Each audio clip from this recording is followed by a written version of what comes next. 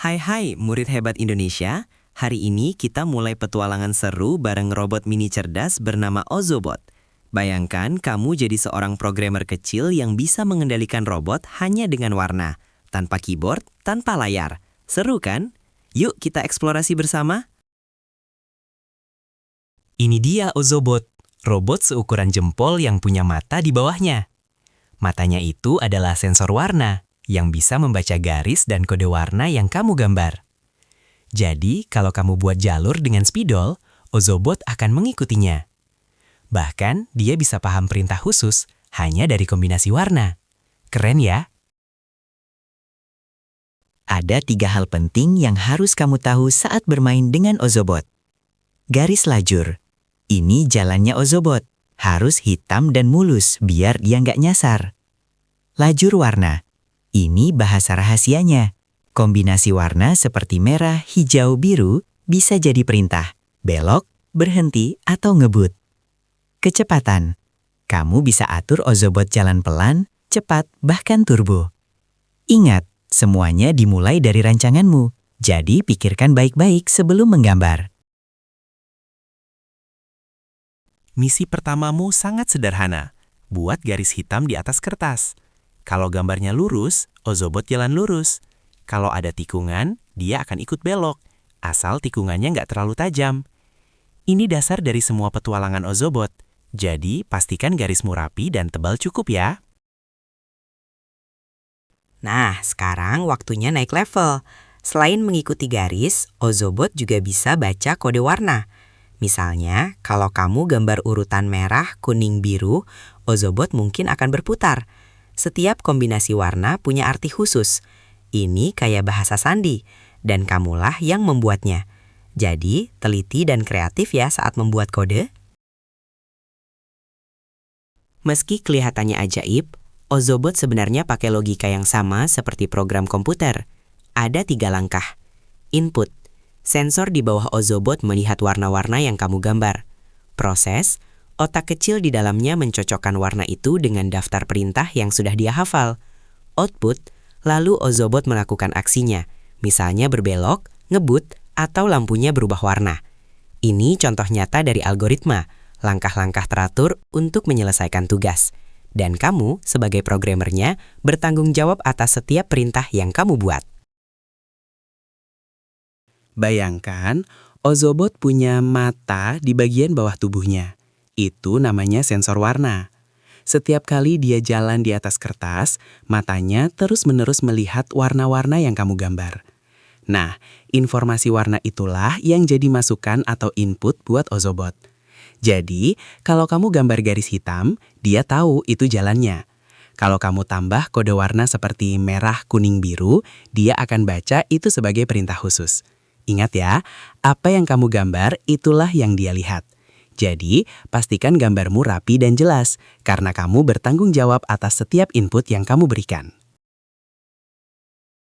Setelah Ozobot melihat warna-warna itu, informasinya langsung dikirim ke otak kecilnya, yaitu sebuah chip di dalam tubuhnya. Di sini, otak robot itu bekerja keras, mencocokkan urutan warna yang dibaca dengan daftar perintah yang sudah dia hafal sejak awal. Misalnya, kalau dia baca hijau, merah, biru, otaknya langsung tahu, oh ini artinya aku harus belok kanan. Ini mirip kayak pas kamu main game tebak-tebakan. Kamu lihat petunjuknya, lalu otakmu mikir, ini maksudnya apa ya?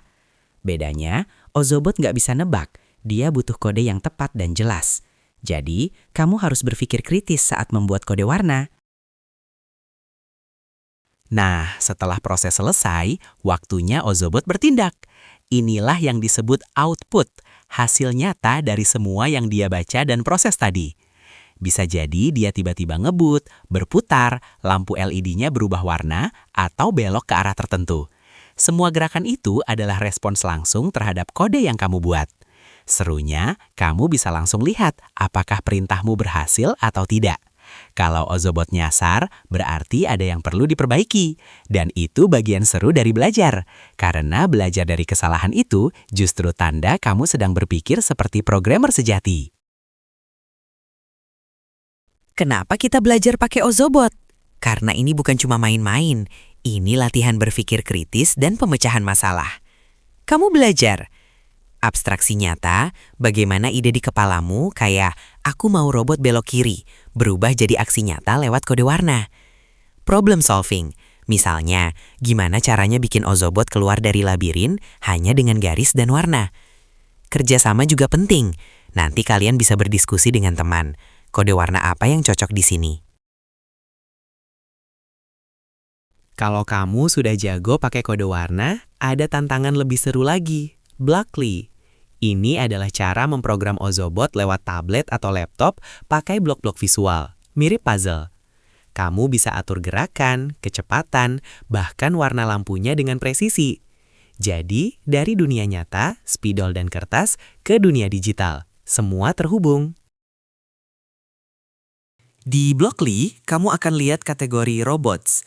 Di situ ada blok seperti move forward, jalan maju, set speed to fast, ngebut, set LED to blue, lampunya jadi biru. Tinggal susun blok-blok itu seperti Lego, lalu kirim ke Ozobot. Ini melatih logika urutan, karena urutan perintah sangat menentukan hasilnya. Sebelum kalian mulai menggambar dan memprogram Ozobot, simak dulu panduan lapangan ini, seperti cheat sheet buat petualangan kalian. Pertama, ingat 3 elemen kunci. Garis lajur. Ini jalannya Ozobot. Harus hitam, tebal cukup, dan gak putus-putus. Lajur warna. Ini perintahnya. Misalnya, kombinasi merah, hijau, biru bisa bikin dia belok atau ngebut.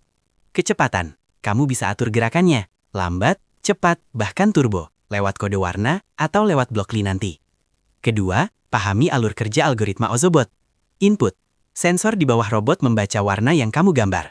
Proses, otak kecil di dalamnya mencocokkan warna itu dengan daftar perintah. Output. Ozobot langsung melakukan aksinya. Jalan, belok, lampu berubah, atau bahkan nari.